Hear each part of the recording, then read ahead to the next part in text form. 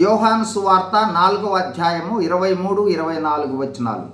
అయితే యథార్థముగా ఆరాధించువారు ఆత్మతోనూ సత్యముతోనూ తండ్రిని ఆరాధించు కాలము వచ్చుచున్నది, అది ఇప్పుడు వచ్చేయున్నది.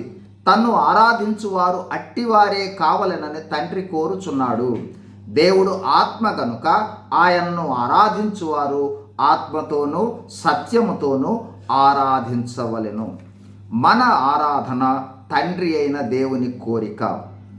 మనము ఆరాధిస్తూ ఉన్నాము అంటే తండ్రి కోరిక ప్రకారము చేస్తున్నాము అని అర్థము.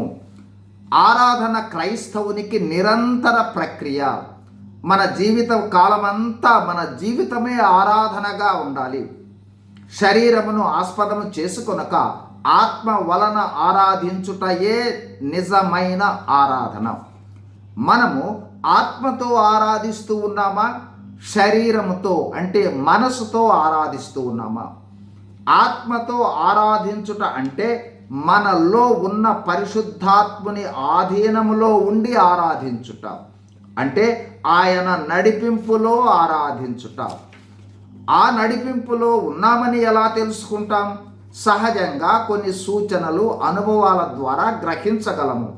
అంతకు మించి పరిశుద్ధాత్మ త్రిత్వములో దేవుడైన వ్యక్తి నీలోనే ఉన్నాడు.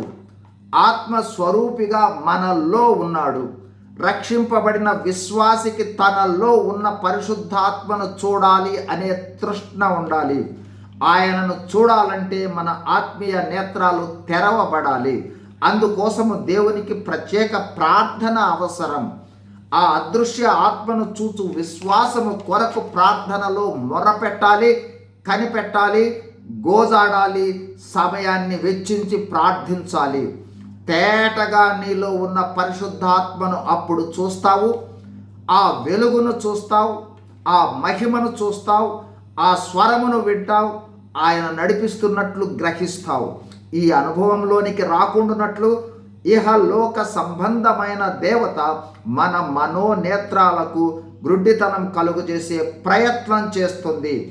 దానిని అధిగమించటం కోసం పవిత్రమైన జీవితంతో ఆత్మ సహాయంతో ప్రార్థిస్తే దేవుడు మన మనోనేత్రాలను తెరచడం ద్వారా మనము ఆత్మతో ఆరాధిస్తున్నామనే గ్రహింపులోనికి వస్తాం.